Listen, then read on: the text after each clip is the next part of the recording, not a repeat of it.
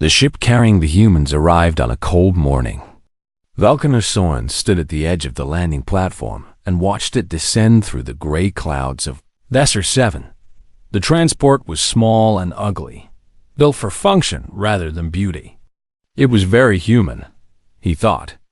Everything about them seemed rough and unfinished.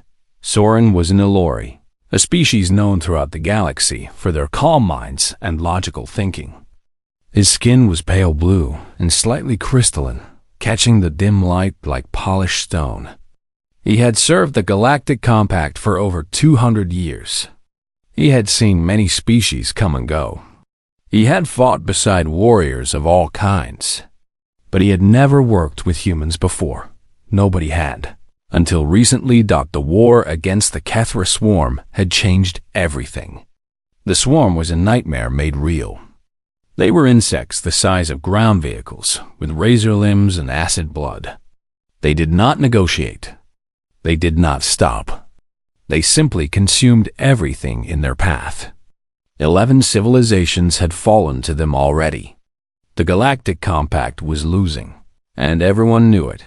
That was why they had turned to the humans. Soren remembered the debates in the Compact Council.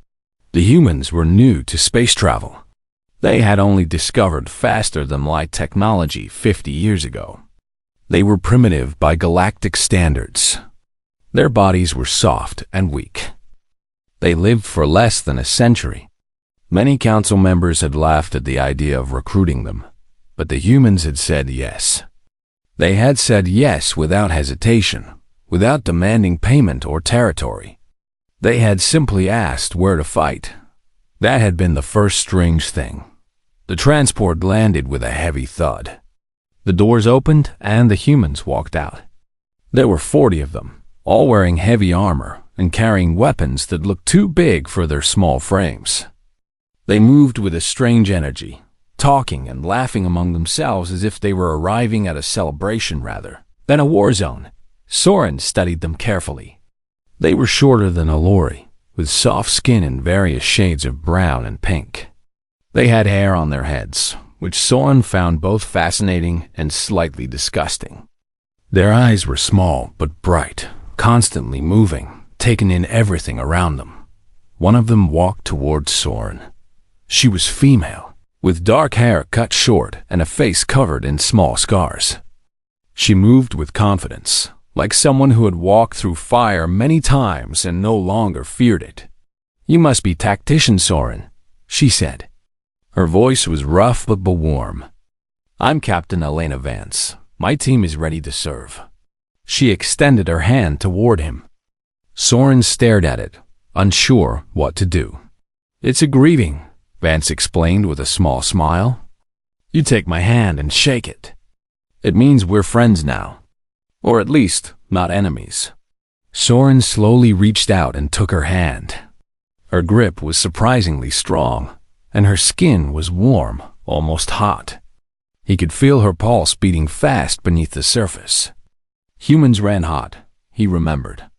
Their bodies burned through energy at an alarming rate. "Welcome to Desert 7, Soren said. "I hope your journey was comfortable. I hope your journey was comfortable." Vance laughed. It was a short, sharp sound. "Comfortable? We've been sleeping in metal boxes for 3 weeks. But we're here now, and that's what matters. When do we start killing bugs?" Soren blinked. The casual way she spoke about combat disturbed him. Ilori treated war as a necessary evil, something to be approached with careful planning and emotional distance. The humans seemed to view it as something else entirely. "There will be a briefing tomorrow," Soren said. "For now, you should rest and prepare." "Rest?" Vance raised an eyebrow.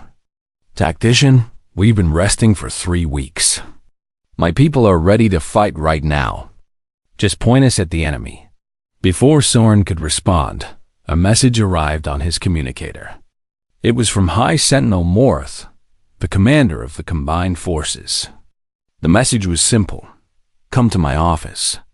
Bring your observations." Soren excused himself and walked through the base toward Morth's quarters. The base was built into the side of a mountain, a maze of metal corridors and reinforced chambers. Thousands of soldiers from dozens of species lived here, all united against the swarm. But despite their numbers, the mood was grim. Everyone knew the war was not going well. Morath was waiting for him. The High Sentinel was a Vorthan, a massive creature with 4 arms and skin like gray stone.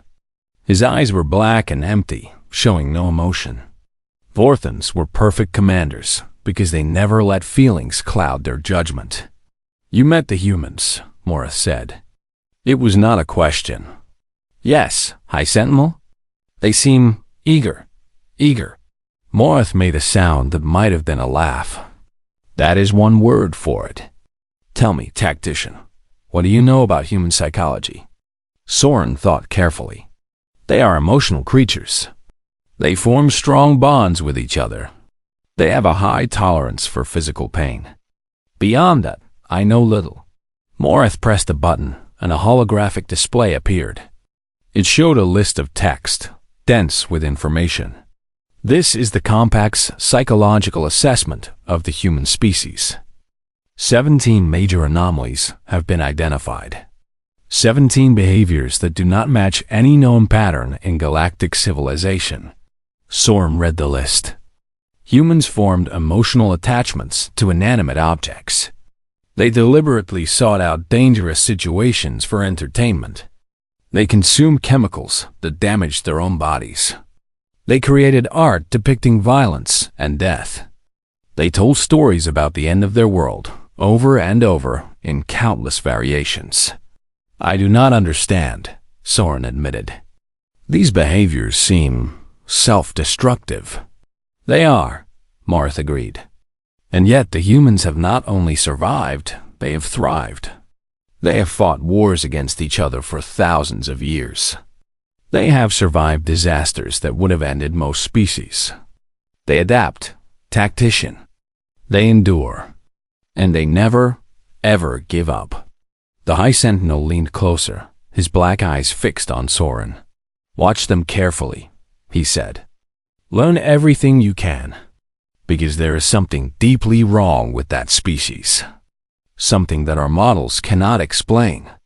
And I want to know what it is before it becomes a problem." Soren returned to his quarters that night with a heavy mind. He stood at his window and looked out at the human barracks. Lights were still on inside. He could hear them talking, laughing, playing music. They had traveled across the galaxy to fight in a war that was not theirs, and they were celebrating.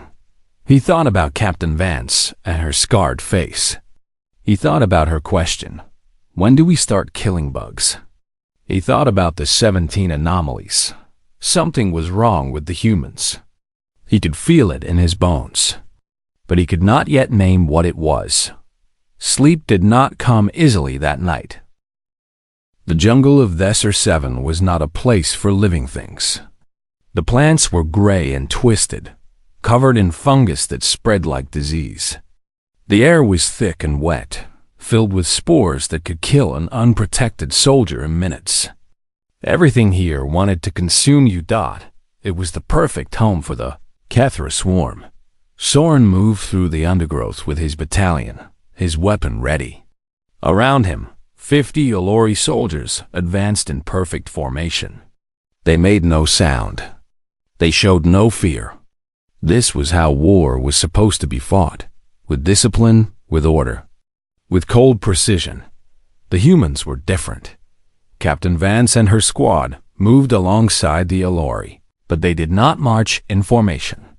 They spread out, covering each other, communicating in whispers and hand signals. They were loud compared to the Olori. Their boots crunched on dead leaves. Their breathing was heavy in the humid air. But there was something in the way they moved, a readiness, like coiled springs waiting to release.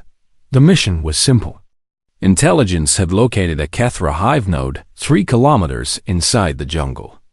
Destroying it would disrupt swarm communication across the entire region. It should have been a quick strike. Get in, plant the explosives, Get out. It was not quick. The swarm found them first. Soren heard the clicking before he saw them. It came from all directions, a sound like 1,000 knives being sharpened at once. Then the jungle exploded into movement. Cathode drones burst from the undergrowth, from the trees, from holes in the ground. They were everywhere. A drone was a terrible thing to see. It stood taller than a lorry, with 6 legs ending in blades sharp enough to cut through armor. Its head was a mass of eyes and mandibles, designed only for killing and eating. There was no intelligence in those eyes, no mercy, only hunger. The Alori battalion responded as trained. They formed defensive circles, laying down covering fire while the rear units began an organized retreat. This was doctrine. When outnumbered, you fell back and regrouped. You did not waste lives on impossible fights. Soren was giving the retreat order when he heard Captain Vance screaming, "No! Hold the line! We can take them!" He turned and saw something that made no sense. The humans were not retreating. They were advancing. Vance led the charge herself, firing her weapon in controlled bursts, cutting down drones as she moved forward. Her soldiers followed without hesitation. "Captain," Soren shouted, "this is not the plan. We must fall back." Vance did not even look at him. "Your plan is wrong. We push through or we die here." A drone leaped at her from the side. She spun and caught it with her rifle, using it as a club to smash the creature's head. The impact broke her weapon in half. She threw the pieces away and pulled out a knife. A knife. Against creatures made of blade and armor. Soren watched in horror as Vance engaged the drone in close combat. She ducked under its slashing limbs, found a gap in its armor, and drove her knife into the soft tissue beneath. The drone screamed and collapsed. Vance was already moving to the next one. Around her, the other humans fought with the same impossible fury. A young soldier named Torres took a blade through his shoulder. The wound was deep, and blood poured down his arm. By all logic, he should have fallen. He should have gone into shock. Instead, Torres switched his rifle to his other hand and kept firing. How is he still standing? Soren whispered to himself. Later, the medics would explain it to him. Humans had a chemical in their bodies called adrenaline. When they were in danger, this chemical flooded their system. It blocked pain. It increased strength. It pushed their bodies far beyond normal limits. But there was a cost. The body was still damaged. The wounds were still real. The humans simply did not feel them until the danger had passed. Torres fought for 11 more minutes before he collapsed.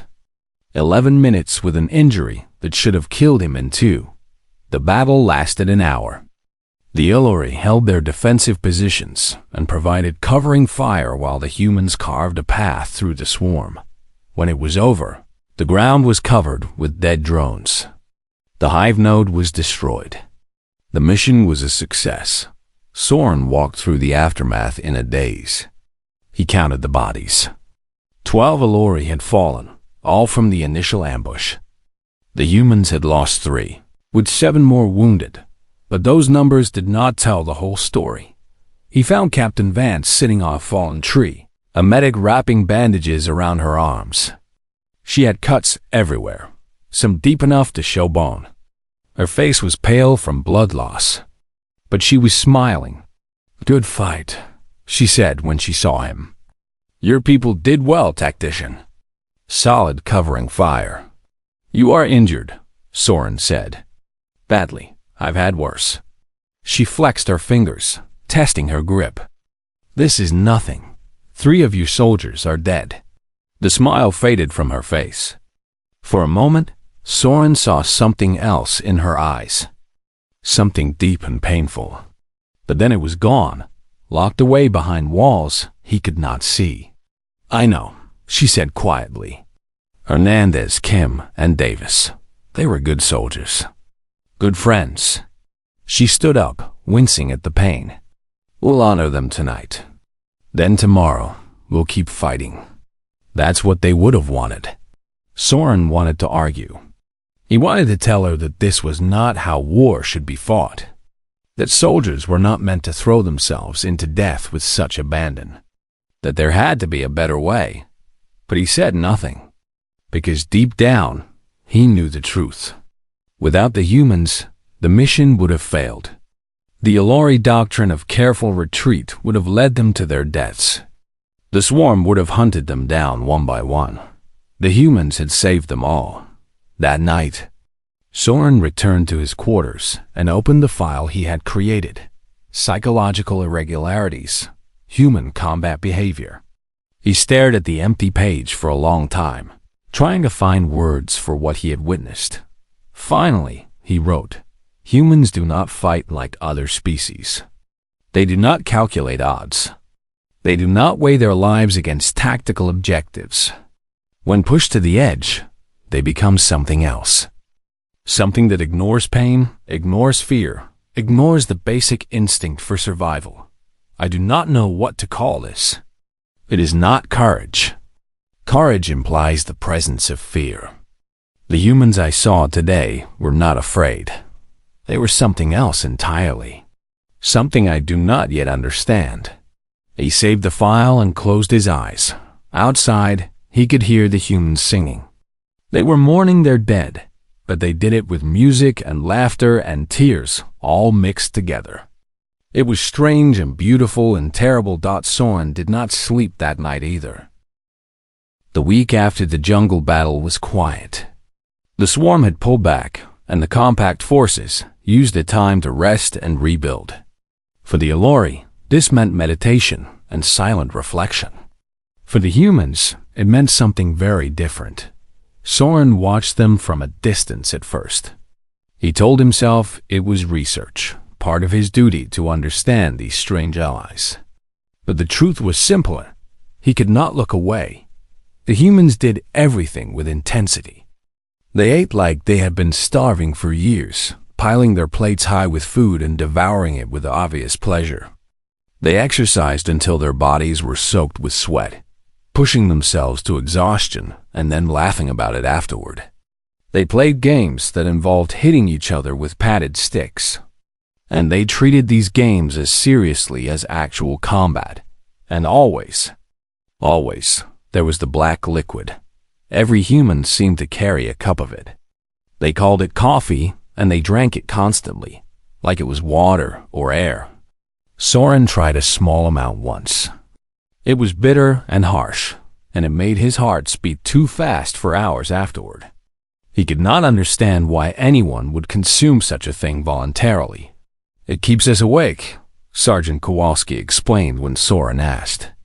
The sergeant was an older human, with gray in his hair and scars covering his arms. He had been fighting for over 30 years. "Humans need a lot of sleep, but we hate doing it. Coffee lets us stay active longer. But it damages your body," Soren pointed out. "The stimulant effect puts stress on your cardiovascular system." Kowalski shrugged. "Everything damages the body eventually. Might as well enjoy ourselves while we can." This attitude confused Soren deeply. Ilori were careful with their bodies. They lived for centuries, and they knew that every small damage added up over time. They avoided unnecessary risks. They maintained themselves like precious machines. Humans did not seem to care about any of that. One evening, Soren sat with a group of humans around a small fire. They had invited him to join them, and he had accepted out of curiosity. The conversation wandered from topic to topic, and eventually, a young soldier named Chun rolled up his sleeve to show the others a new mark on his arm. It was a picture, drawn directly into the skin with ink. The image showed a winged creature holding a sword, with words beneath it in the human language. "Got it before we shipped out," Chun said proudly. "Memorial for my brother. He died in the colony riots back home." "You put a permanent mark on your body," Soren said slowly. "To remember someone who is dead." "Yeah, that way he's always with me, you know? Every time I look at it, I remember why I'm fighting." Soren looked around the fire. Almost every human had similar marks on their skin. Some had many, covering their arms and backs and chests. Each one represented something: a dead friend, a survived battle, a promise made. They were carrying their pain on their bodies, turning it into art. Soren found the concept disturbing and beautiful at the same time. Later that night, he sat alone with Sergeant Kowalski. The old soldier was drinking coffee and staring at the stars. Soren took the opportunity to ask the question that had been bothering him since the battle. "How do you do it?" He asked. "How do you keep fighting, knowing that your lives are so short? Knowing that each battle might be your last?" Kowalski was quiet for a long moment. When he spoke, his voice was soft. "You want to know the truth, tactician? That's exactly why we fight the way we do." He took a sip of his coffee. "See, humans know we're going to die. We learn it young, younger than you'd think. We grow up surrounded by death. We bury our parents, our friends, sometimes our children. Every human walks through life knowing that the clock is ticking." He turned to look at Soren, and his eyes were calm and steady. "Some species, that knowledge breaks them. They get scared, they hide, they try to avoid risk. But humans? We went the other way. We decided that if we're going to die anyway, we might as well make it mean something. We might as well burn bright while we can." "That seems inefficient," Soren said carefully. Kowalski laughed. "Maybe it is, but efficient isn't everything. There's value in passion, in loyalty, in fighting for something bigger than yourself. There's value in going out swinging instead of fading away quietly." He stood up and stretched, his old bones cracking. "Your people live for centuries, tactician. That's a gift. But sometimes I wonder if it's also a curse. When you have that much time, maybe you stop appreciating each moment. Maybe you forget what it feels like to be alive." He smiled. "Humans never forget. We can't afford to." After Kowalski left, Soren sat alone for a long time. Then he went to his quarters and accessed the Compact's database. He searched for records of human history. What he found kept him reading until dawn. The humans had been fighting for as long as they had existed. They had waged wars against each other for thousands of years, wars over land, over religion, over ideas. They had killed millions of their own kind. Their history was soaked in blood, but there was something else in those records. Stories of incredible survival, of soldiers who held impossible positions against overwhelming odds, of ordinary people who performed extraordinary acts of courage. He read about a place called Stalingrad, where humans fought in frozen ruins for months, refusing to surrender even when logic said they had already lost. He read about Thermopylae, where 300 warriors faced an army of thousands and chose death over retreat. He read about the Somme, where humans walked into machine gun fire again and again, knowing they would die, refusing to stop. The numbers were staggering. The suffering was unimaginable. Any other species would have learned to avoid such horror. They would have evolved past it, found better ways to resolve conflicts. The humans had not. And somehow, that had made them stronger. Soren closed the database as the sun rose. His mind was spinning with new understanding that the humans were not brave despite knowing they would die. They were dangerous because of it. Their short lives had taught them that nothing was permanent, that everything could be lost in an instant. So they fought like beings with nothing to lose, because they had already accepted the only loss that truly mattered. He added a new entry to his file. Human psychology is built on a foundation of mortality. They are aware of death in a way that shapes every aspect of their culture. This awareness does not weaken them. It liberates them. A being who has accepted that they will die is capable of things that a being clinging to life cannot imagine. The humans do not fight to survive. They fight to matter. This is what makes them different. This is what makes them dangerous. I am beginning to understand why the Compact recruited them. And I am beginning to wonder if we truly know what we have invited into this war. He saved the file and went to get some sleep, but his dreams were filled with fire and fury and the sound of humans singing in the dark.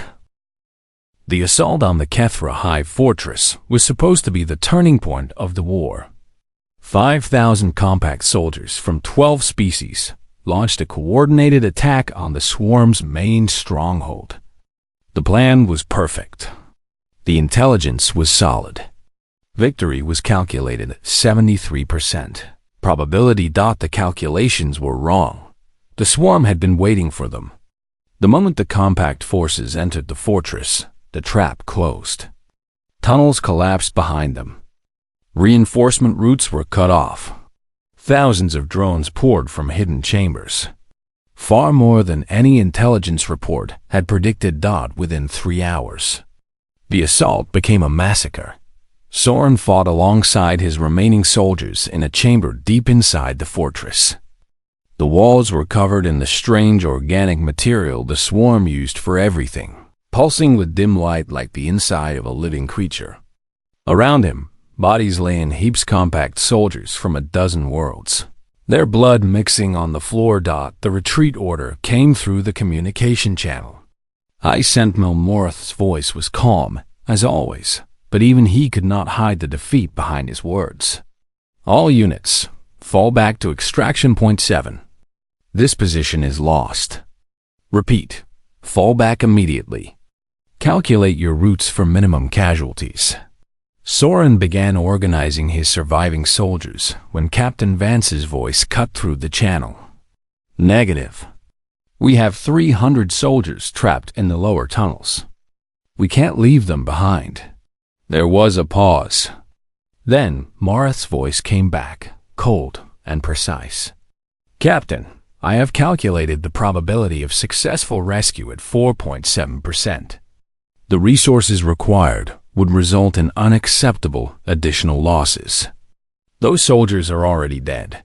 With respect, High Sentinel, they're not dead until we give up on them. This is not a debate, Captain.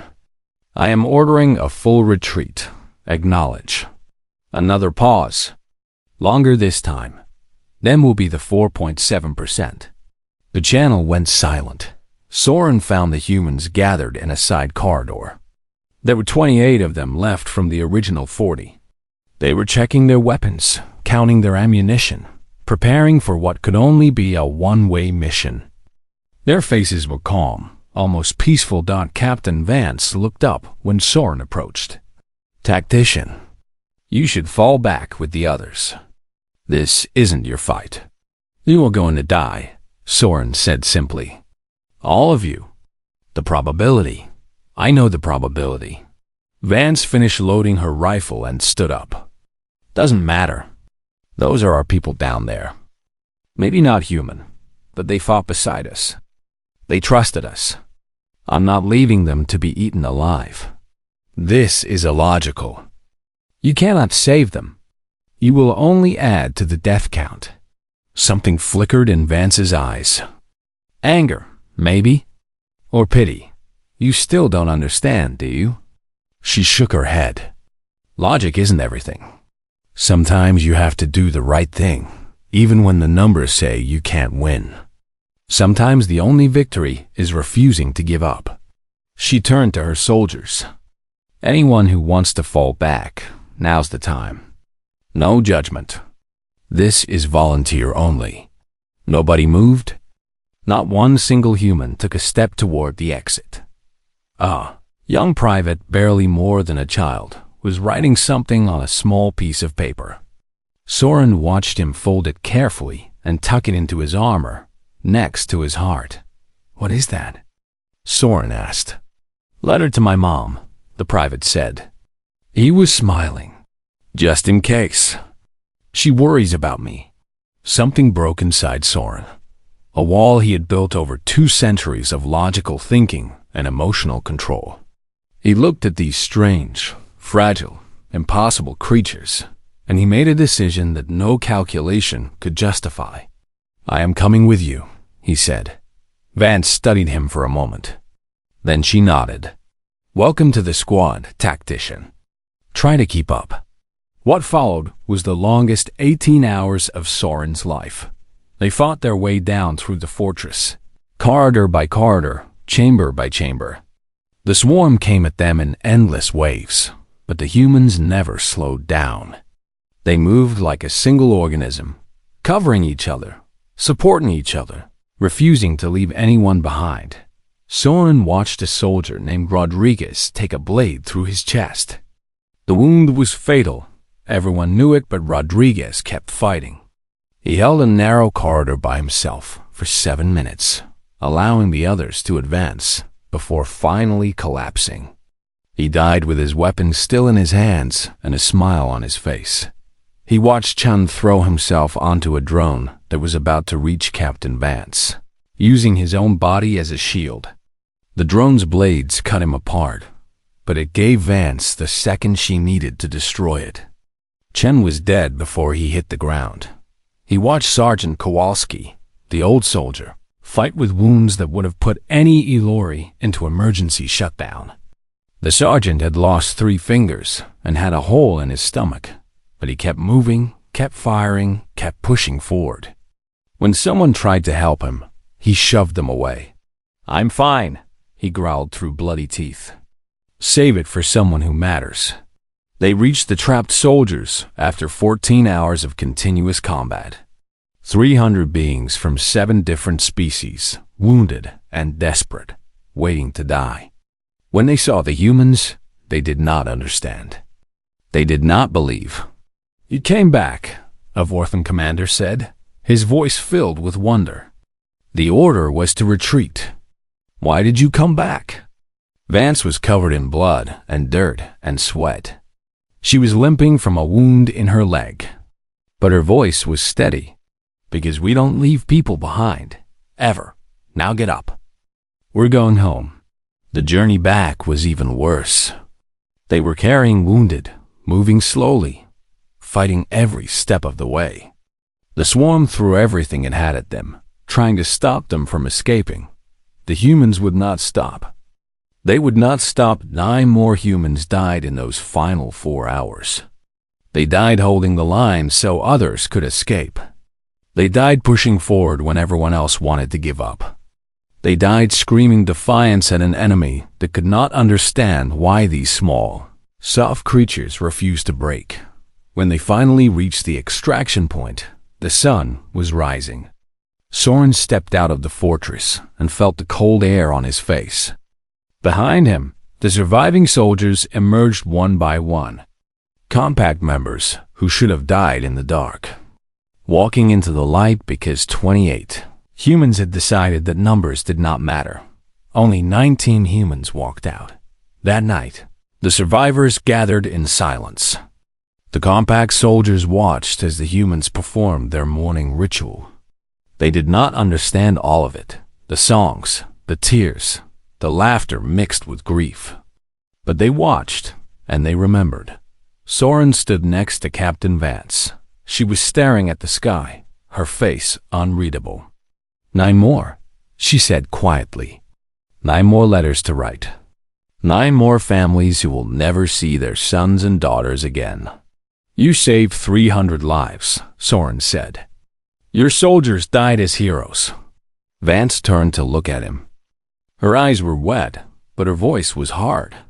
They didn't die as heroes, tactician. They died as humans.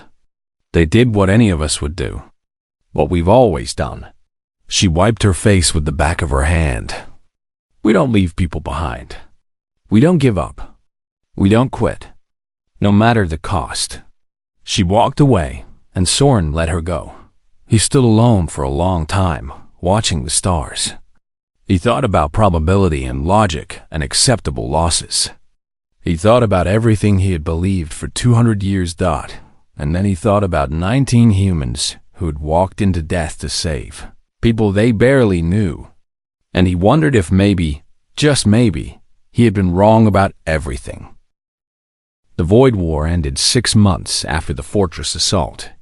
It ended not with a final battle, but with a message. the Cathra swarm, for the first time in its existence, asked for peace.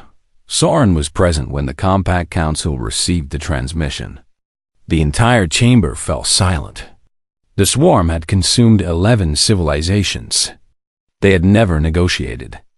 They did not even have a word for surrender in their language. Yet here they were, asking for terms. The Compact's intelligence division spent weeks analyzing captured swarm communications, trying to understand what had changed. When they finally presented their findings to the council, Soren felt the last piece of his understanding fall into place. The swarm was a hive mind. Every drone, every queen, every creature was connected to a single vast intelligence. This intelligence thought in patterns and probabilities, in cold calculations not unlike the Ilori. It analyzed threats and calculated responses. It learned and adapted, and it had become afraid. The captured communications showed the swarm's analysis of human behavior. They had studied the humans carefully, trying to understand their tactics. What they found had broken something in the hive mind's ability to predict the future. The swarm's models could not process a species that ignored self-preservation. Every calculation they made assumed that living beings wanted to survive above all else. It was the basic foundation of all their strategies. But humans did not fit the model. Humans charged into certain death to save strangers. They fought through wounds that should have killed them. They refused to retreat even when logic demanded it. They found meaning in sacrifice, purpose in defiance, victory in the simple act of not giving up. The swarm could not understand this. Their intelligence had processed billions of scenarios, and in none of them did a species behave the way humans behaved. It was like trying to predict the movement of a creature that did not obey the laws of physics for the first time in its ancient existence. The Cathra hive mind encountered something it could not analyze, could not predict, could not defeat. And so it did the only logical thing remaining. It ran. 3 weeks after the peace treaty was signed, Soren stood before the Compact Council to deliver his final report on human psychology. The chamber was filled with representatives from every member species, all waiting to hear what he had learned. He looked at the gathered beings. Some were ancient, with lifespans measured in millennia. Some were powerful, with natural weapons and armor that put humans to shame. All of them were watching him, waiting for answers. Soren took a deep breath and began. The humans possess no natural armor. Their reflexes are average at best. Their senses are limited compared to most species. Their lifespans are measured in decades rather than centuries. On paper, they should be among the weakest species in the galaxy. He paused, letting the words sink in. But they are not weak. They are perhaps the most dangerous species I have ever encountered. A murmur ran through the chamber. Soren continued. For months, I tried to understand human psychology. I documented their behaviors. I studied their history. I watched them fight and die and mourn. And I have come to a conclusion that I believe the Council must understand. He brought up a holographic display showing the list he had compiled so many months ago. 17 psychological anomalies. 17 behaviors that did not match any known pattern. We classified these behaviors as irregularities, as defects, as signs that something was wrong with the human species. He shook his head. We were wrong. These are not irregularities. They are features. He dismissed the display. Humans have spent their entire existence fighting. They have fought each other, their environment, disease, and death itself. They have survived ice ages and plagues and wars that killed millions. Every challenge they faced should have destroyed them. Instead, it made them stronger. Their short lifespans did not make them weak. It made them fierce. They know, from childhood, that their time is limited. They grow up with death as a constant companion. And rather than breaking them, this knowledge set them free. Soren thought about Captain Vance, about Sergeant Kowalski, about the young private writing a letter to his mother before walking into certain death, about 9 humans who died to save 300 strangers. A being who clings to life can be predicted. They will run when the odds are bad. They will surrender when defeat is certain. They will always choose survival over sacrifice. His voice grew stronger. But humans are different. They have already accepted that they will die. They made peace with mortality before they ever left their home world. And a being who does not fear death cannot be controlled, cannot be predicted, cannot be broken. He looked around the chamber one last time. The Kethra swarm consumed 11 civilizations. They faced species far more advanced than humanity, with weapons far more powerful, with numbers far greater. They defeated them all. He paused. They retreated from humanity after 7 months. I was asked to identify the anomaly in human behavior. I have done so. The terror I discovered fighting alongside them was not the enemy they faced. It was not the swarm, or the war, or the death that surrounded us. The terror was the humans themselves. What they are. What they represent.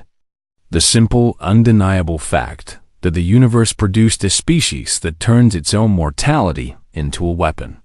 They are not broken. They are not defective.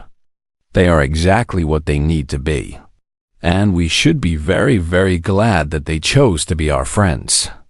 Soren finished his report and stepped down from the platform. The chamber was silent. The representatives of 100 worlds sat in their seats, processing what they had heard. Some looked thoughtful.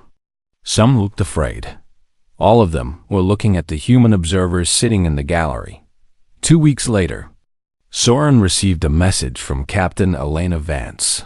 She had returned to Earth with the surviving members of her squad. The message was short and simple. Tactician Soren, the war is over, but I feel like there's still a lot you don't understand about us. You spent all that time watching us fight. You should see us live. Come visit Earth. See where we come from. Maybe then you'll finally get it. Attached to the message was a travel authorization and coordinates for a city called Barcelona. Soren stood at his window for a long time, looking out at the stars. Somewhere out there, in a small corner of the galaxy, was a planet full of impossible creatures. Beings who had looked into the darkness of existence and decided to laugh. Who had turned their greatest weakness into their greatest strength. He thought about everything he had seen. The fury and the grief. The laughter and the songs. The way they held each other when the fighting was done, crying and smiling at the same time. The young private, barely more than a child, walking toward death with a letter to his mother in his pocket and a smile on his face.